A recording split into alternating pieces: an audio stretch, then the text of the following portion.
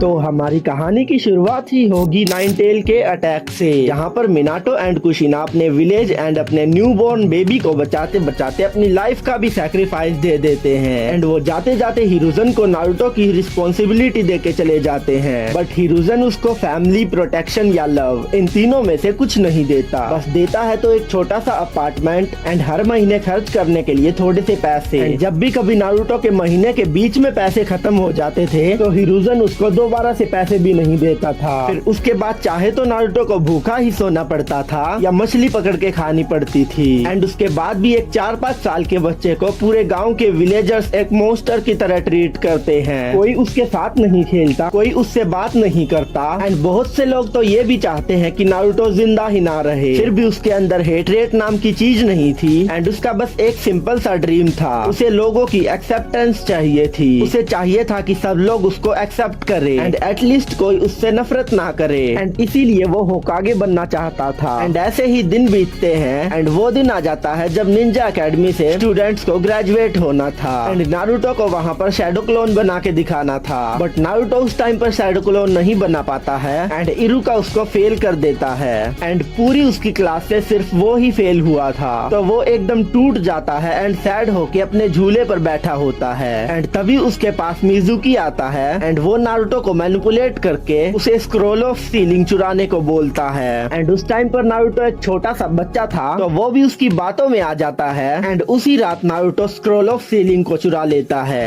And ये बात जैसे ही इरुका को पता चलती है तो वो नारुतो को बचाने जाता है। एंड यहाँ पर स्टोरी ओरिजिनल की तरह चलती है। आई मीन इरुका नारुतो को मिजुकी से बचाता है एंड लास्ट में Naruto multi shadow clone jutsu को यूज करके मिजुकी को हरा देता है। एंड इतने में ही हमें पता चलता है कि जिस मिजुकी को नारुतो ने हराया था वो बस मिजुकी का एक बॉडी डबल था। एंड इतने में ही पीछे से मिजुकी आता है एंड वो इरुका के दिल में कुनाई घुसा देता है, क्योंकि मिजुकी ने इरुका के दिल में कुनाई मारी थी, इसलिए इरुका बच नहीं पाता है। एंड जैसे ही नारुतो उसकी चोट देखने जाता है तो मिजुकी वहाँ से भाग जाता है। एंड इतने में ही वहाँ पर लीफ आनबू आती है एंड वो नारुतो को इरुका का किलर मानते हैं। एंड इतना सुनते ही नारुतो का दिमाग खराब हो जाता है एंड वो काफी ज्यादा गुस्से में आ जाता है। एक तो पहले से ही वो काफी ज्यादा सैड था एंड उसे उसकी परवाह करने वाला टीचर मिला भी तो वो भी उन्होंने उसके पास नहीं छोड़ा। एंड इतने गुस्से एंड सैडनेस की वजह से नारुतो के अंदर से नाइनटेल का चाकरा लीक होने लगता है एंड नारुतो 1 मिनट में सभी आनबू को मार देता है। एंड वो सभी आनबू को मार के विलेज को लीव भी कर देता है। एंड वो जैसे ही विलेज से बाहर निकलता है उसे मिल जाता है ओरोचिमारू। एंड ओरोचिमारू भी उसके नाइनटेल का चाकरा लीक होते हुए सेंस कर लेता है एंड उसे अपनी बातों में फंसाने की कोशिश करता है। ओरोचिमारू नारुतो से पूछता है, बच्चे तुम कहाँ जा रहे हो एंड तुम काफी गुस्से में लग रहे हो। एंड इतना कहते ही नारुतो उससे कहता है, इससे तुम्हें कोई मतलब नहीं होना चाहिए। एंड ओरोचिमारू के ऊपर अटैक कर देता है, बट उस अटैक को ओरोचिमारू बहुत इजीली डॉज कर लेता है। एंड उसके बाद ओरोचिमारू उसको नीचे जकड़ता है एंड उससे कहता है, तुम अभी काफी ज्यादा वीक हो एंड अगर तुम्हें किसी से बदला लेना है तो मैं तुम्हें वो पावर दे सकता हूँ जिसकी तुम्हें तलाश है। एंड इतना सुनते ही नारुतो भी उसके साथ चला जाता है। फिर ओरोचिमारू नारुतो की ट्रेनिंग स्टार्ट करता है, जिसमें वो नारुतो को सबसे पहले डार्क केसीएम मोड सिखाता है, जिसे सीखने में नारुतो को पहले तो काफी स्ट्रगल करना पड़ता है, बट 1-2 महीने में नारुतो उसको सीख लेता है। उसके बाद थोड़ा सा टाइम स्किप होता है एंड आगे का जानने से पहले विलेज की ओर देख लेते हैं, क्योंकि विलेज ने भी अपना जिनचुरिकी खोया है। एंड हम विलेज में देखते हैं कि नारुतो की सर्च अभी भी जारी है। एंड बात करें टीम 7 की, तो टीम 7 में इस बार शुरुआत से ही साए को रखा गया है। एंड शिपुडिन के आते आते लीफ विलेज में कोई भी चेंज नहीं आता, बस एक छोटा सा चेंज होता है कि चुनिन एग्जाम में ओरोचिमारू सास्के को कर्ज मार्क देने नहीं आता। एंड वापस नारुतो पर आए तो शिपुडिन आते आते ओरोचिमारू नारुतो को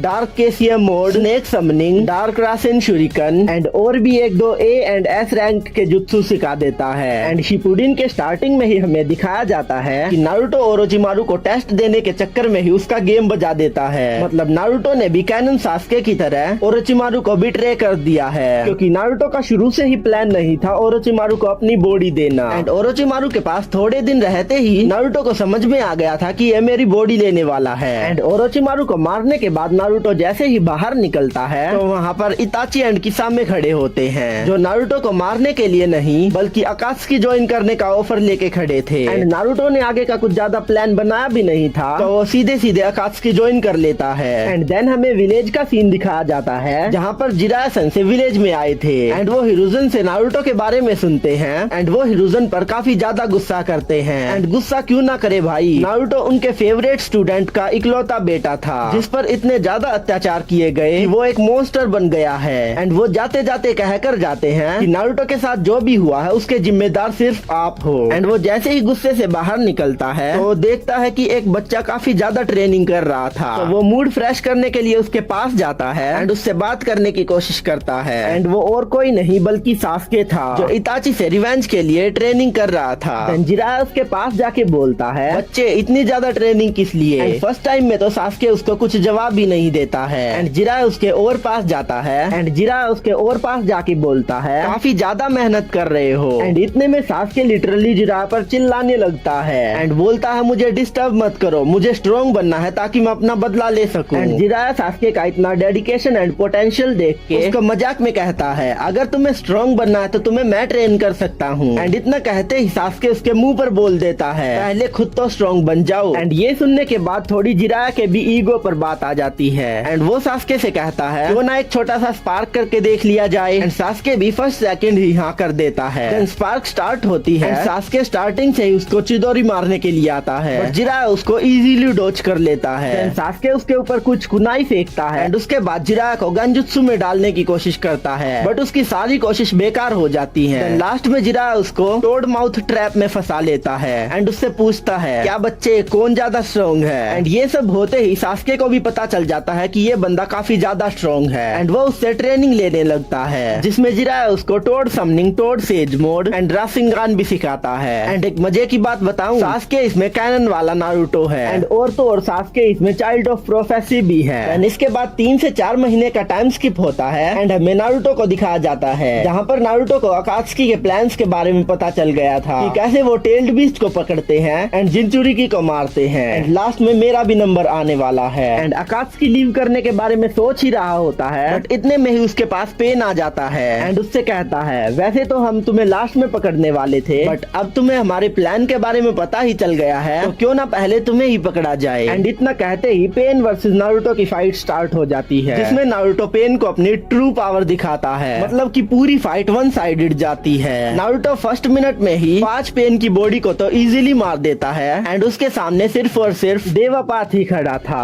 वो ही थोड़ा सा नारुतो के सामने टिक पा रहा था पर वो भी ज्यादा देर तक टिक नहीं पाता है जब नारुतो फुल टेल्ड बीस्ट में ट्रांसफॉर्म होता है। एंड इस फॉर्म में आने के बाद नारुतो देवापात को भी इजीली हरा देता है। देन वो अपनी सेंसिंग एबिलिटी यूज करता है एंड नागाटो को ढूंढ लेता है जहाँ पर उसके सामने कोनान खड़ी थी एंड लिटरली नारुतो कोनान को वन शॉट करके नागाटो के पास जाता है एंड उससे बोलता है, तुम काफी ज्यादा स्ट्रॉन्ग थे बट इस बार तुमने गलत अपोनेंट से पंगा ले लिया है। एंड इतना कहते ही नारुतो नागाटो को जान से मार देता है एंड उसके रिनेगान भी अपने अंदर ट्रांसप्लांट कर लेता है। एंड रिनेगान ट्रांसप्लांट करके वो जैसे ही उस पेड़ से बाहर निकलता है तो उसके सामने खड़ी थी पूरी अकात्सुकी एंड अब होने वाला था Naruto versus whole Akatsuki. And literally इस फाइट को भी नारुतो चुटकियों में खत्म कर देता है। आई मीन देदरा, सासोरी, काकाजू, हिडान एंड किसामे, ये अकात्सुकी के मेंबर तो नारुतो के आगे सेकंड्स भी नहीं टिक पाते हैं। एंड इतना देखते ही इताची अपना दिमाग लगाता है एंड वहाँ से एस्केप कर देता है। देन उसके बाद नारुतो से लड़ने ओबिटो आता है क्योंकि इताची वहाँ से एस्केप कर गया पर ओबिटो वहाँ से भाग भी नहीं सकता क्योंकि उस टाइम पर नारुतो ने नागाटो का रिनेगान ले लिया था एंड रिनेगान के बिना ओबिटो गैडो स्टैचू को समन ही नहीं कर सकता। एंड ओबिटो के प्लान का मेन कोर तो रिनेगान ही था, तो ओबिटो को किसी भी हालत में रिनेगान तो चाहिए ही था, इसीलिए ओबिटो नारुतो से फाइट करने आता है। बट तुम्हें क्या लगता है, जिस ओबिटो को कोनान ने इज़ानागी यूज करने पर मजबूर कर दिया था, क्या वो ओबिटो रिनेगान नारुतो के आगे टिक पाएगा?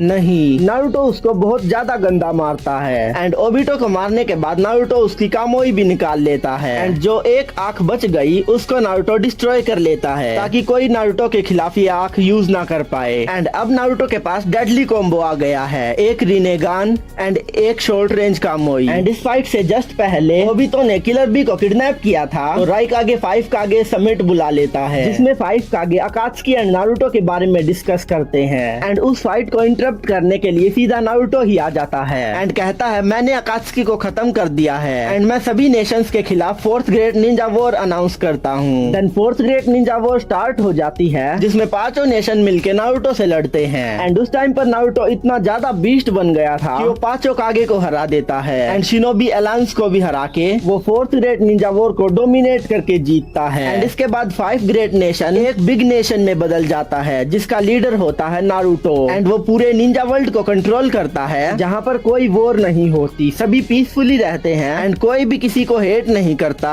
एंड जो भी किसी के साथ बुरा बिहेव करता है उसे नारुतो सीधा जान से मार देता है एंड हमारी स्टोरी भी यहीं पर खत्म हो जाती है। अब तुम्हें ये स्टोरी कैसी लगी कमेंट में जरूर बताना एंड इस वीडियो को भी लाइक करके चैनल को भी सब्सक्राइब कर देना एंड अगर तुम्हें भी जानना है कि सात होकागे मिलकर उचिहा क्लैन को हरा सकते हैं या नहीं तो इस वीडियो पर क्लिक कर देना। मैं मिलूंगा तुम्हें वहीं, तब तक के लिए बाय।